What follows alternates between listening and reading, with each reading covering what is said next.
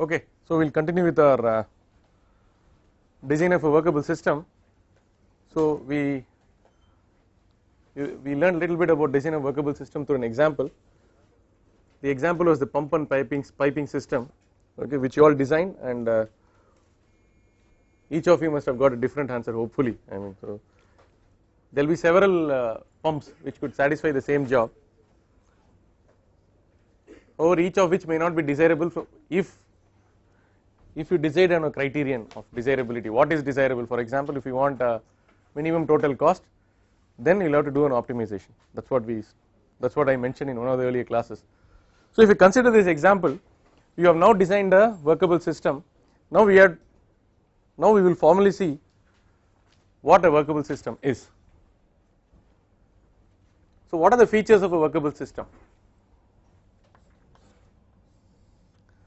So a workable system is one which no make it more satisfies our performance requirement. In this case it should be able to pump the water, correct? Satisfies our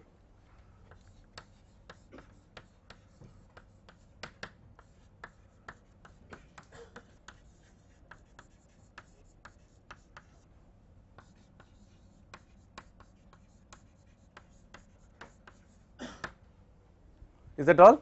If it satisfies your performance requirements, it's okay. Huh? Cost what? Right now I don't know whether it is the cheapest or whatever, but you can still say something about the cost. Should be economically viable. Okay, so we should have reasonable cost.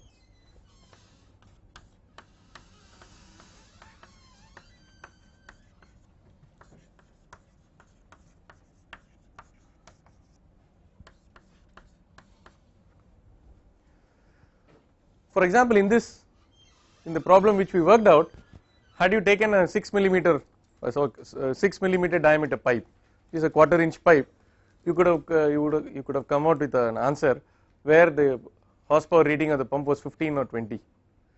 Immediately you would have realized that even though this pump will also technically do the job, there is something fundamentally incorrect about your value of the diameter which you assumed in the first place. You will turn around and try to correct it. You are getting the point? Therefore, even though several designs may work, all these may not be workable systems, not because they do not satisfy our performance requirements, they do not satisfy our criterion of a reasonable cost.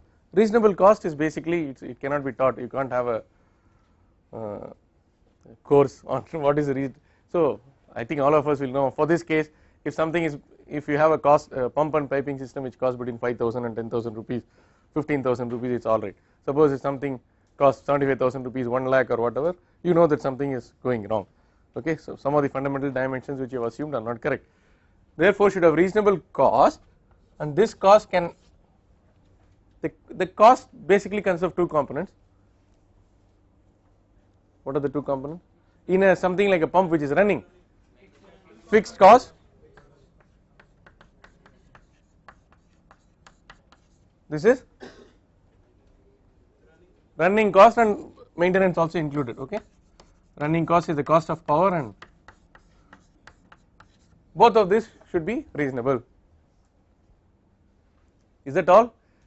If a system satisfies these two criteria, does it become a workable system? We are almost there, but not yet.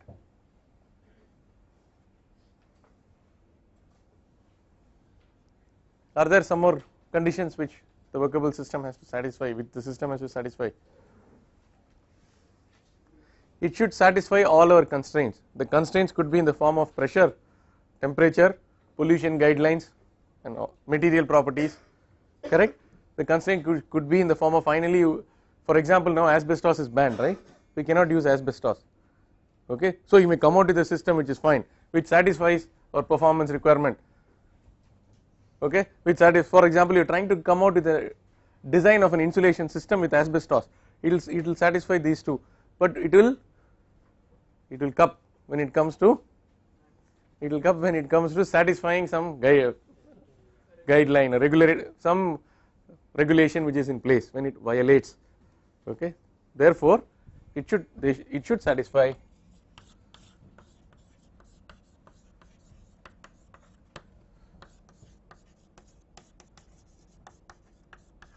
what are these constraints? Example, temperature,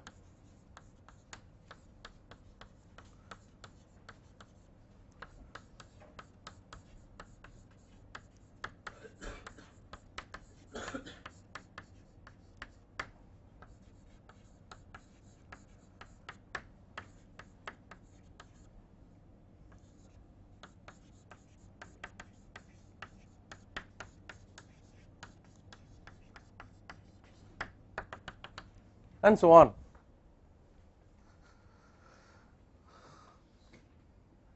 So in trying to define the workable system, I deviated from the normal procedure. So first we designed the workable system, and then I formally defined it.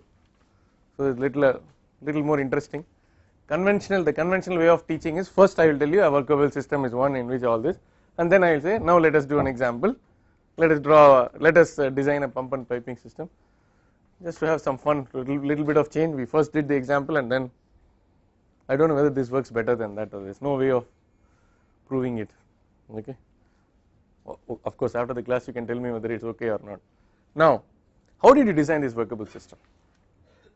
Now that you have designed one, now that you also know what are the attributes, what are the characteristics of a workable system, when you did this, when you carried out this design of a workable system, how did you go about doing this?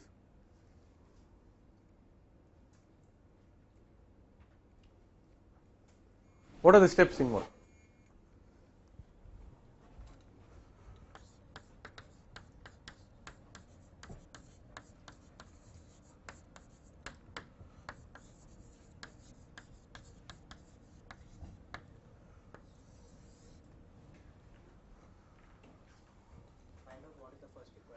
Okay, first you requirement is given. Can you be more specific? What did you first choose? No, you're not getting. You're getting too specific. More conceptual. Even before that. Not time. All these. More primordial, more fundamental than all this. First, you selected the concept, right?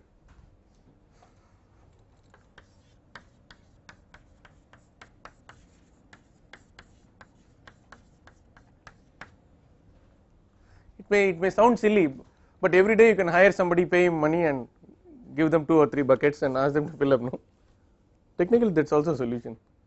They can go and fill up. They'll climb the stairs and pour the water. Take buckets full of water, and that is also. So you decided that there should be a centrifugal pump or a jet pump, whatever, and there will be a piping and pump. There will be a piping and pump arrangement which will do this job. Select the concept, and then you went about fixing the pertinent parameters, right?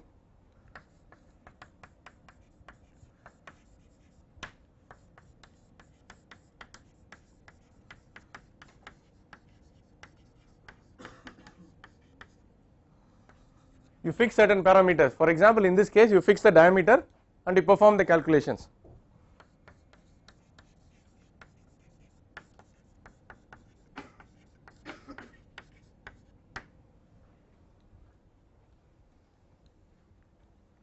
And then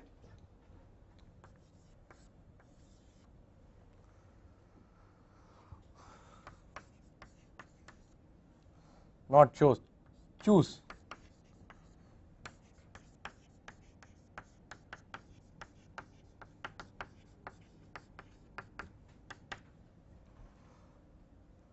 the nearest available what pump. What is it? Product, is it?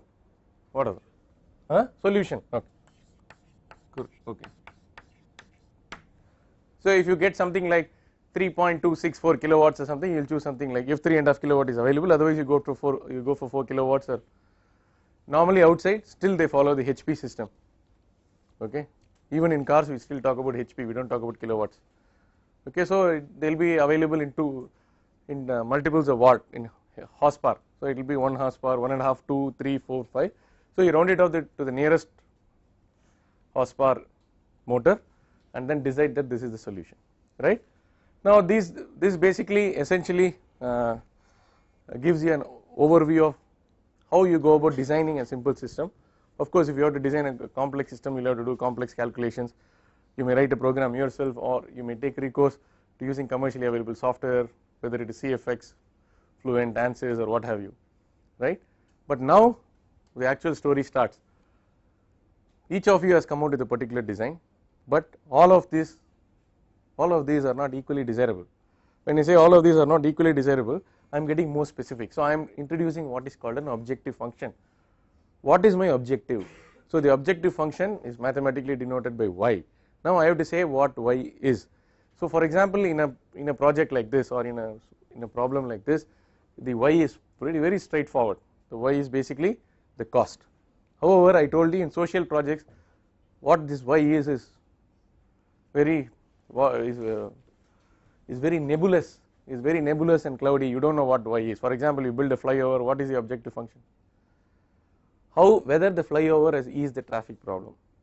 Okay, it could be at several levels. The users subjectively will say yes or no, or you go through a survey and find out whether they are happy, or the traffic engineering department, traffic engineering division of a civil engineering department of IIT or Anna University may actually commission a study.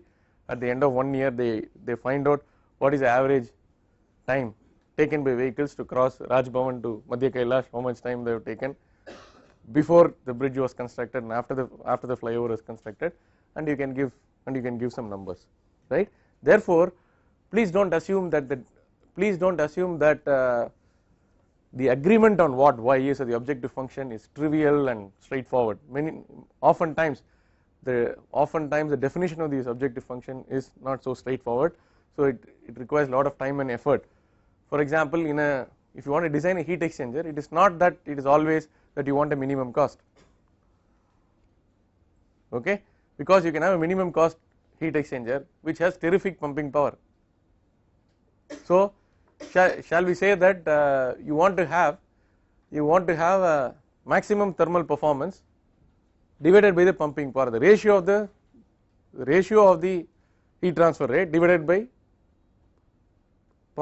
pumping power, pressure drop, Q by delta P. Is it a performance criterion?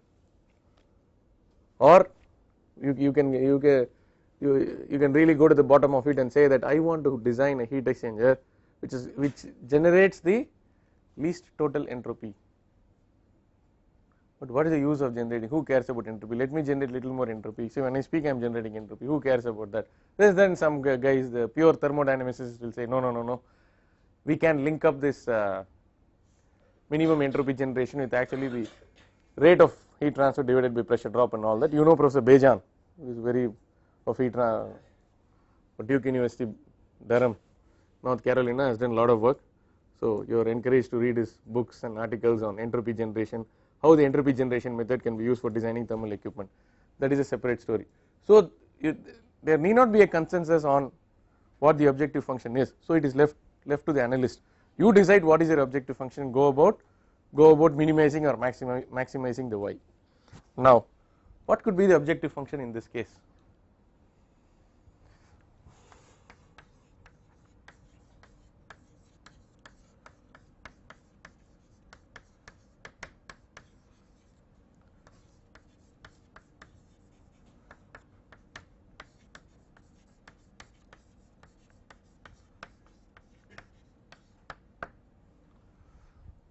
Now let me ask you a very direct and pointed question instead of beating around the bush. How do you optimize a system under question? First and foremost, we agree on what is to be optimized. In this pump and piping system, what is to be optimized? Cost of installation running, that is enough. Cost of installation means be more specific, you are getting there. So there is a cost of the pump, one, then there is a cost of the piping, then there is a cost of installing all this, then there is a cost of labor, all that is fine. Then there is a cost after you switch on, maintenance and running cost. So the objective function now, or we say objective, minimize the lifetime total cost of this system, right?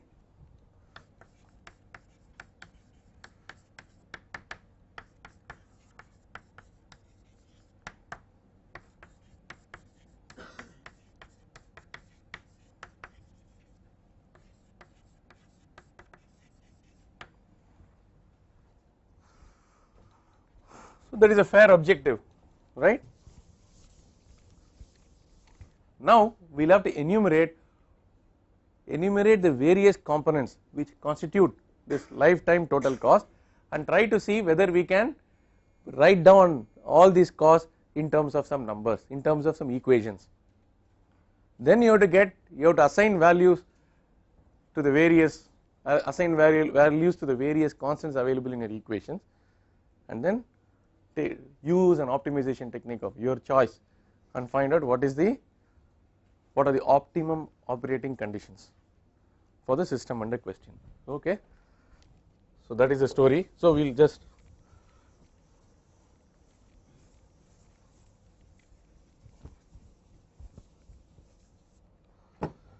cost involved.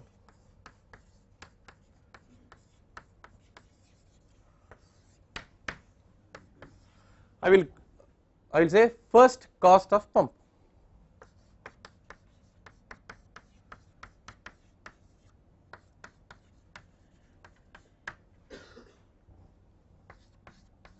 First cost of pipe.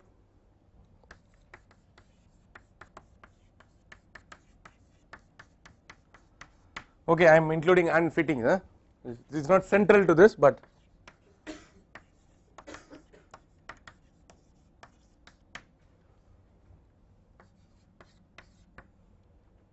lifetime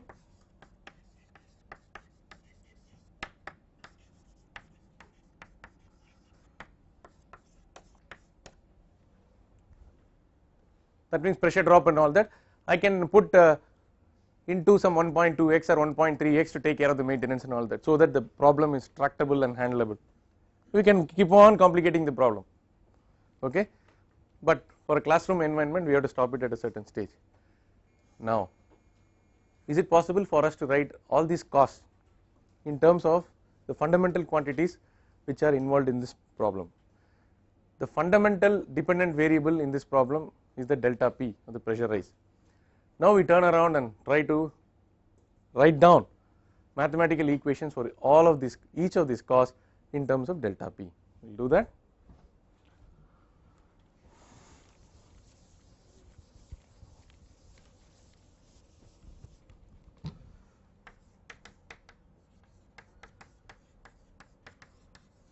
Let us start with first cost of pump.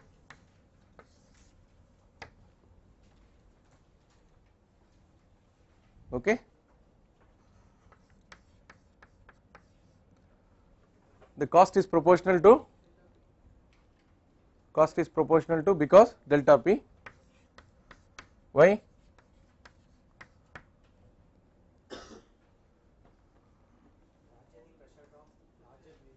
Yeah, it is proportional to delta P. It is also proportional to the volumetric flow rate Q, but the volumetric flow rate is fixed in this problem, so that doesn't enter the problem. Therefore, I can say pump cost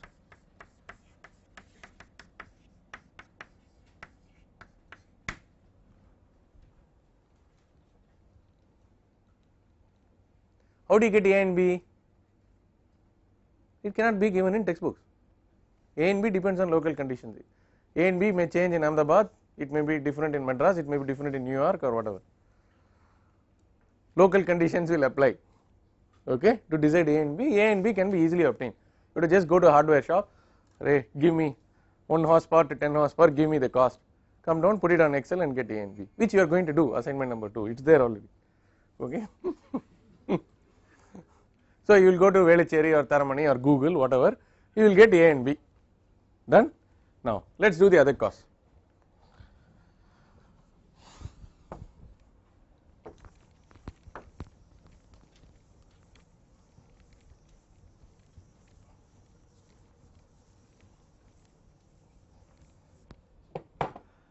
I am going from the simplest to the more difficult to the difficult, so I will defer this.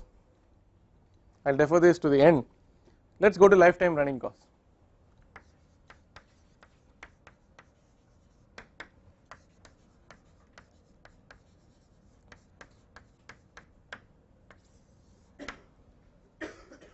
So the cost is proportional to the energy consumed, right?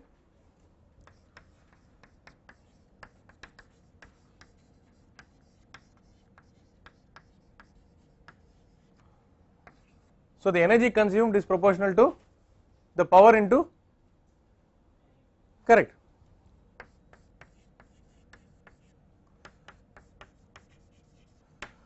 Assuming that the performance of the machine does not deteriorate with time, to the extent that the time required for operating the pump changes, it is a fair assumption that the time need not be considered as a variable in the problem. Therefore, the cost is proportional to the power. Again the power is proportional to delta, because power equal to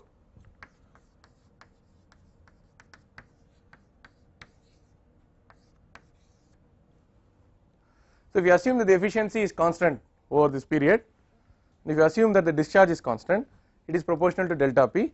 Therefore, the cost, lifetime cost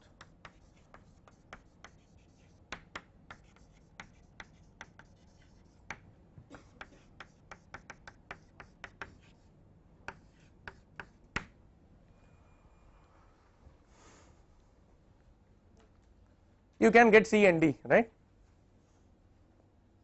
Can you get C and D? What all you need to know for C and D? Cost of electricity. It's not so. Sometimes what happens is, suppose you are working on a project and the project is supposed to work for 15 or 20 years, then you have to consider inflation into account. The cost of electricity is never constant, it changes. So a fair assumption would be last 5 years you look at the trend and then assume the average inflation rate and then factor in the inflation. It will be, this year it will be 1, next year it will be 1 plus x, there will be 1 plus x into 1 plus x. It will go as a GP, it will go as a GP. Okay, so things get complicated. Now you are trying to design and optimize a power plant. Just like these costs are going up, the revenue will also keep changing with inflation, and that is one thing. And you got money from somebody and you are paying interest for that, and this will be basically diminishing balance. At the end of every year you would have paid a certain part of the principal, so slowly it becomes very, very difficult. So you require a large program to run this. Okay, but for the classroom environment we will stick to this story, but I just want you to appreciate that it could get really messy. So we have got two costs. Now how to get the cost of the pipe? Cost of the pipe is directly proportional to the length. No, weight. Yeah, that's a good. So mass, assuming that it is operating under 1g.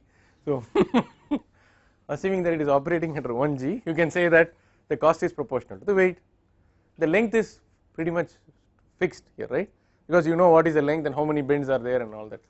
So the weight is equal to pi d t L, correct? Pi d t L, where t is the thickness, d is the diameter and L is the length. Assuming that we are not going to have designs varying from 1 HP to 200 HP, if t is considered more or less constant, which is a questionable assumption, but I am allowed to do all these assumptions. So if t is maintained constant and L is maintained constant, the cost is directly proportional to the diameter. It does not help me how is the diameter related to the pressure drop. Take 5 minutes and get a relationship between the diameter and the pressure drop for turbulent flow. Cost is proportional to diameter. What is the relationship between the diameter and the pressure drop? Why? Because I wrote the other two costs already in terms of delta P. If I write the third cost in terms of delta P, now I have formulated the optimization problem where the whole thing is a function only of delta P. I go attack this problem and get the optimum delta P so that the cost is minimized.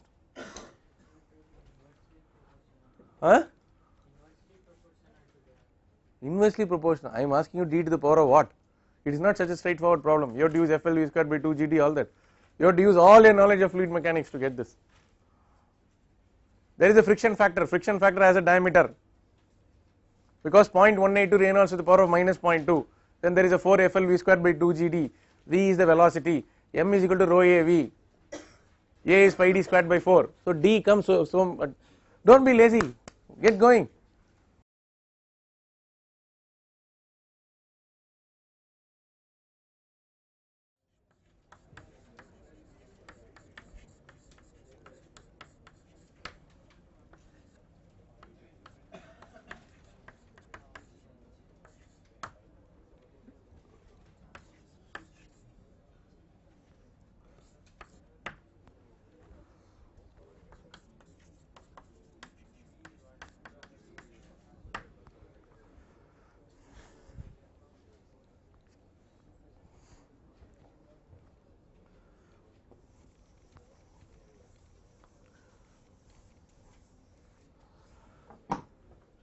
Okay, that pi dt, how we got that, I don't have to explain, right?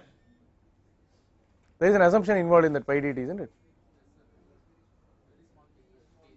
Ah, so pi by 4 d out whole square minus d in whole square, d out, do a Taylor series expansion and all that. Okay, what is this d now?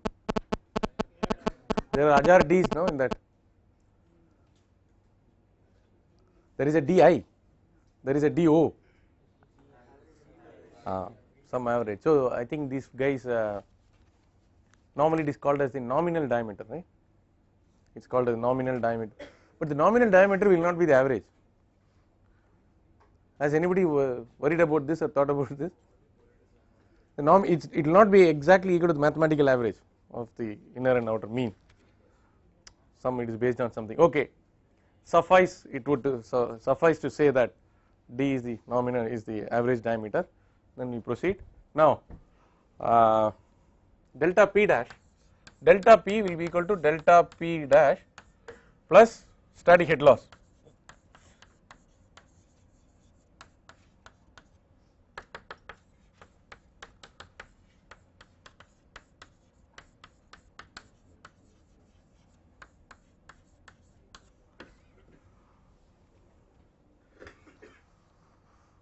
Delta p dash itself,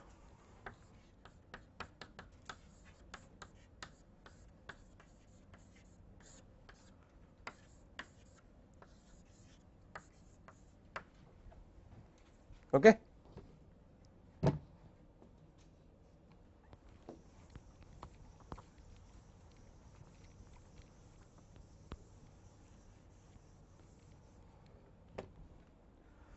Now we don't know the V directly because we have specified only the mass flow rate.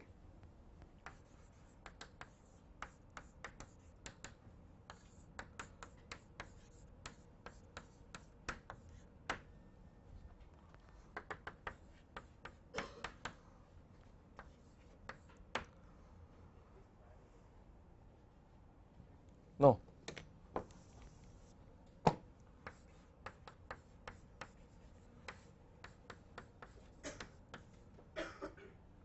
Is it okay?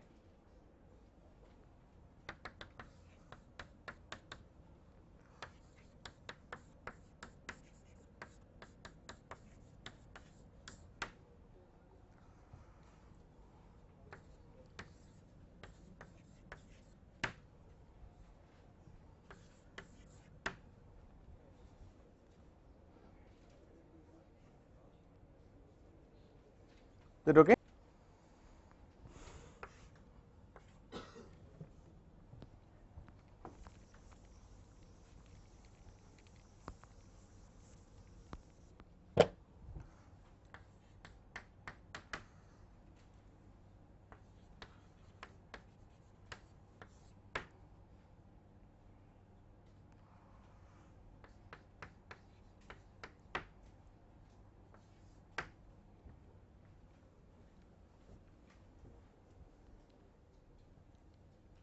Correct?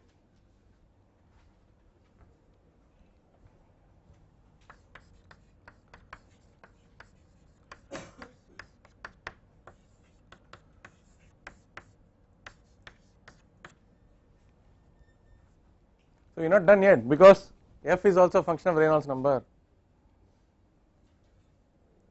Of course, if you are a practicing engineer, you may we neglect it, and but we want to get to the bottom of the problem, so we'll might as well do it, right? One more step.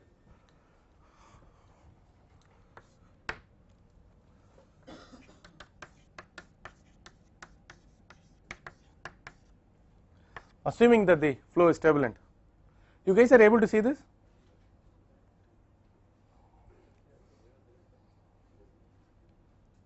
So that is a problem, huh? You are able to see up to this? Okay, so from next class onwards I will. Alright, so F is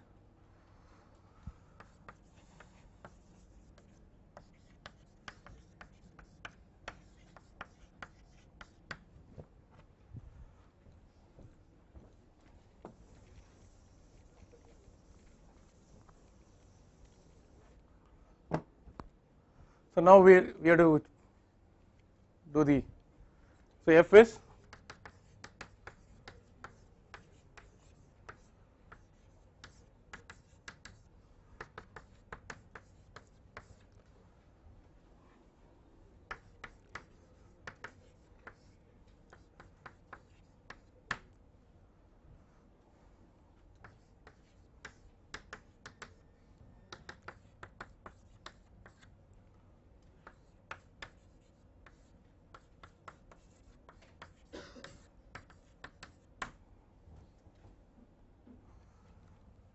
okay, therefore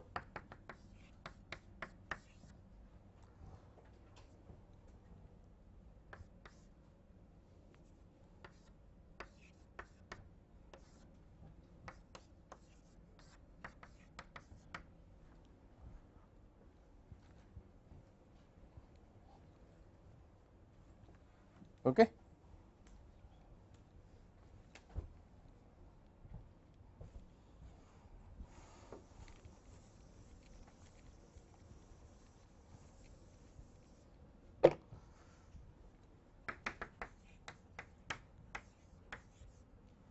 E to the power of minus 4.8.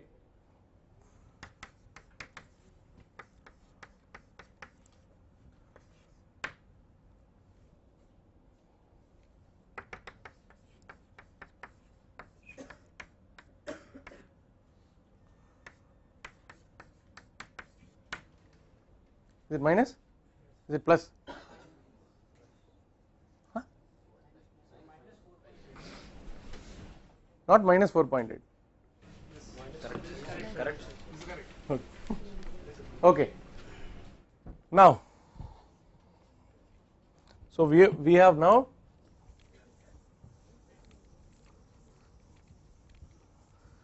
see when you look at, so when you do design and optimization, when you do a design followed by an optimization, the problems will be like this. Nobody will tell you from a textbook take 4 meters per second of 4 kgs of water flowing in a tube 1 inch in diameter and this thing calculate. That is textbook learning. So now what you have to, so we don't have anything, everything is in the air. Now slowly we start writing everything, and whatever you learned from fluid mechanics and heat transfer and all this you're incorporating and then coming out with the design and then trying to optimize. Real life problems will be like this. Okay, analysis is only one part of the story. Unfortunately, in all the courses we teach you only analysis, because we believe that if you are strong in analysis, eventually you will be good at design. Design is basically synthesis, the synthesis of several concepts, several ideas. Okay, now total cost.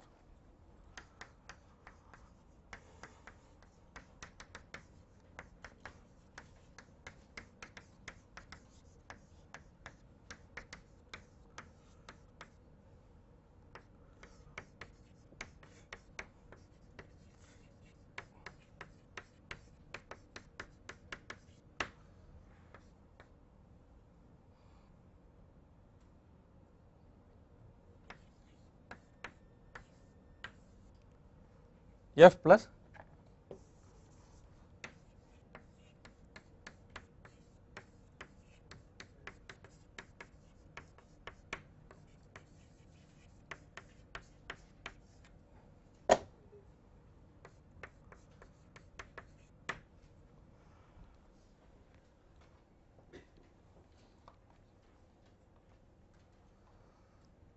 so now we have written the total cost in terms of delta P. Delta P is the pressure rise which is taking place in the system. That pressure rise is a variable which is under your control. Okay, so if for different values of delta P, the total cost goes up with delta P. If you look at term number 2 on the right hand side, the term number 3 goes down with delta P, because there is one term which increases with delta P and there is it's immediately followed by another term which decreases with delta P. There is hope for us to optimize. There should be a particular value of delta P at which the total cost will be extremized, that is it will be stationary. But we really do not know whether this will be the maximum or minimum cost, but after doing all this, intuitively you can guess that it will be the minimum cost. However, as a purist, as a mathematician, you are not able to appreciate this, go ahead and take the second derivative and evaluate it. For engineers, I don't know, if you try to optimize the total cost of a power plant, you put all these factors into account and then get all these numbers, have a complicated optimization program running and get your final answer. Why would it be the maximum cost of the power plant?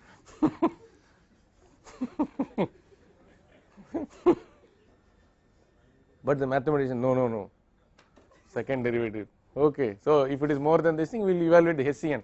We will prove it is positive, definite, semi-definite, whatever you want, we will do it. But as an engineer, I am convinced that already I have got the answer. We have written on the board. Now we will formally solve this optimization problem. Okay, so this will be the assignment number 2. So the submission date is 26th August.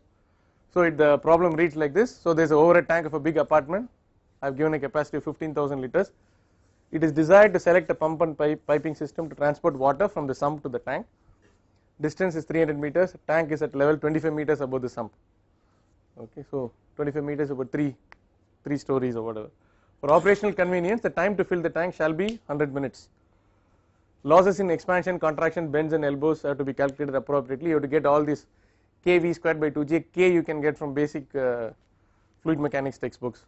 Okay, and then design a workable system for the above and sketch the layout. That is a part 1 of the story. You design a workable system and on a A4 sheet you do. And now using data for PVC GI pipes from local market sources, it could be anywhere, or from Google, assign realistic values for the pump efficiency, cost of the pipe and pump and running cost including maintenance cost. With the help of any method known to you, obtain the value of delta P developed by the pump at which the total cost will be a minimum. The pump is expected to work every day and the daily consumption is 30,000 liters. Capacity is 15,000 liters and it takes 100 minutes to fill. The cost of electricity may be assumed to be 5 per unit and increases by X% every year. The life of the system may be assumed to be 15 years. Odd roll numbers we will work it out for PVC and X is 4%. Okay, even roll numbers we'll work it out for GI pipe and X is equal to 6%, so that at least I have 2 copies.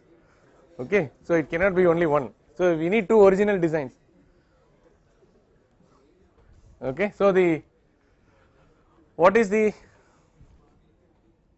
so you can talk to each other and group work and all that, but you should not submit the same thing. Suppose you are submitting a script, you will submit your script, MATLAB script, and this thing at least change a few variables and otherwise I need to have an oral exam which will involve time, and this is what is done in Germany. For example, the end semester examination is oral exam, you know that? In Germany the end sem at fluid mechanics the professor will have 4 books. Okay, so in order to ensure that it is fair, you will call these 3 PhD students who will be sitting. Okay, the exam will be, you'll take boundary layer theory by Schlichting. Okay, boundary layer theory 400 page. Explain this. Then he will directly say, no, you are failing, come next time. That's it, you cannot argue this thing, retotaling, reevaluation, nothing. The professor is supreme. So he says, no, you will fail, please go back, come after 6 months. Okay, we are somehow obsessed with this written exams and all that. Okay, output expected, setting up of the optimization problem with data, sample calculations, you have to show plots, final configuration and sketch. Electronic submissions are unacceptable, but if you want me to take a look at it after submitting the hard copy, you can meet me in my office. If you have got something interesting or something, or you solved using a different technique, instead of just plotting and looking at the graphical variation, if you have hit upon some other idea and you want to discuss with me or this thing, it's fine. Is it okay?